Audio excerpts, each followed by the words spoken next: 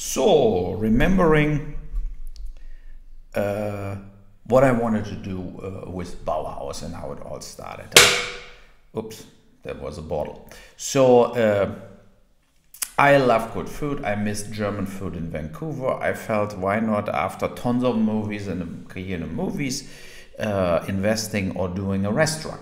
So I thought that I get some partners together, and I got 3 persons that were very interested to co-invest, co-work, do everything, and open a high-end German, European, Michelin star level restaurant.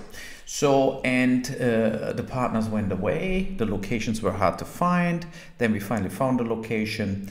I found a chef in Germany, and I said what I wanted. I wanted to do a super good restaurant, the best in Vancouver, etc.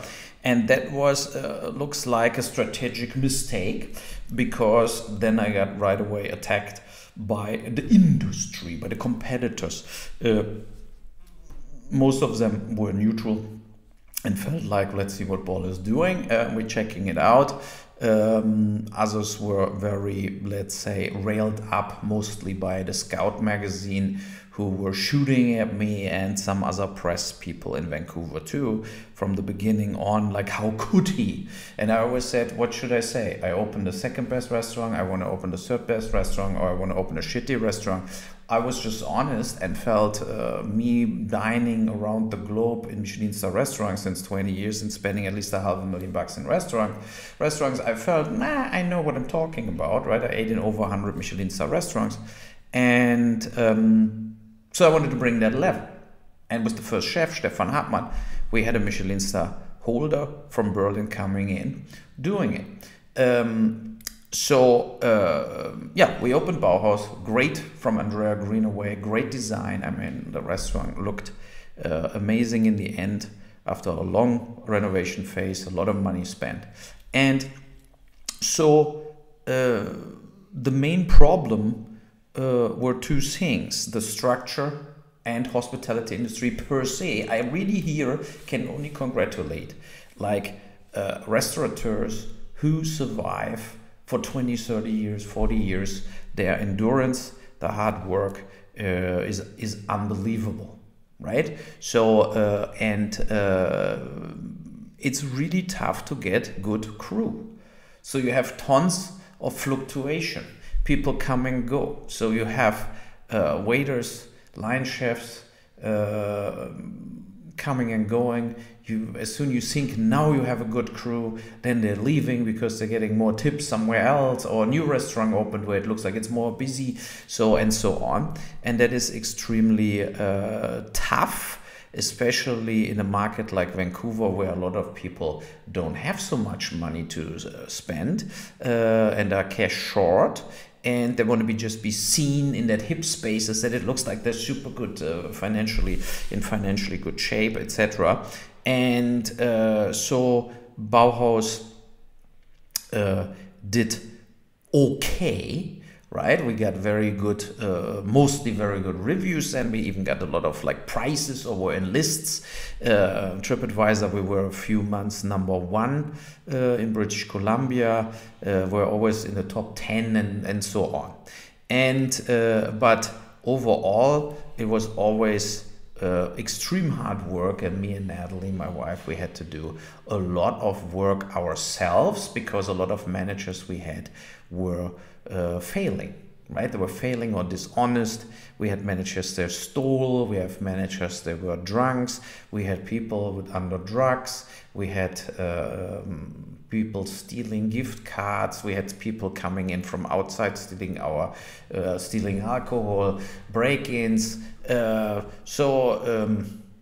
There was a lot of negativity, and a lot of what other restaurateurs also have to go through, where it's very, very tough to motivate you everywhere, especially if you have a restaurant where we were partly 7 days open, and then also sometimes 6 days open, and that so you never have really a day completely off. You're always involved in it, and that Yeah, but then you had like great dinners. We had Harald Wohlfahrt there, the three-star Michelin chef from Germany, Sascha Steinberg from Germany as a guest chef. We had exchange visa dinners. We had some bigger wine dinners also with wineries, La Stella and so on. There were like the TED Talks always came. Facebook booked us out completely, and we had like stars from Ashton Kutcher, whatever, like coming in. So there was of course also some, you met some friends you're still friends with, where you had dinners together.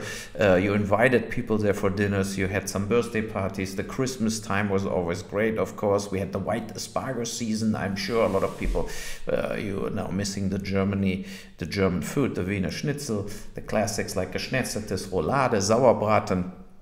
And so, of course, you get also used to it. And I know a lot of people, they really miss Bauhaus and they loved Bauhaus. But I have to say also, I was extremely disappointed that, for example, even if we were members of Scout magazine, that they never turned around, came to us. Andrew Garrison, I think is his name, ate at Bauhaus, brought friends whatsoever, and the industry. I mean, how many times I ate at the Laboratoire next door, but Chef Cooper never came to Bauhaus. 0 in 5 years, not once. That is, shabby acting, and I don't respect that. I think as a chef, you should check out if there is a restaurant in your city. What is good or very good, to check it out is almost a must. It's almost this kind of like, I have to try it, I have to see what they're doing, especially if it's some, our crew was a lot in the Laboratoire, and there really were the next door neighbors, right? Was also not so great that Tacofino and Stefan Hartmann joined forces then, and Stefan Hartmann left us to go to a taco company. I mean, what the fuck, as a German hired Michelin star chef, and just left Bauhaus. That was a hard hit, and we were able with David Müller, Tim Schulte, and later Christian Kühnel also to compensate with other German chefs or German-driven chefs like Müller, so that the kitchen was had crises, like there were various crises, and but at the same time we always, I think, mostly served very, very good, interesting food and pulled it off. Yeah, so Christian Kühnel now is back in Germany, works in Hamburg in the Yellowfish. Tim Schulte will hopefully soon open his own restaurant in Toronto. Worked there for a big restaurant group. So I'm happy that they all have good jobs moving forward. And yeah, so that about this background. But against the industry, we had tough times to basically connect to other chefs, managers, waiters, bartenders from other restaurants coming regularly to us. Some came, but I would say maybe half didn't came because of the negative propaganda what was made against us, and that was also unfair because we established ourselves, and the Scout magazine should have gave us a new shot, but they didn't really, and so yeah, that was overall disappointing, you know.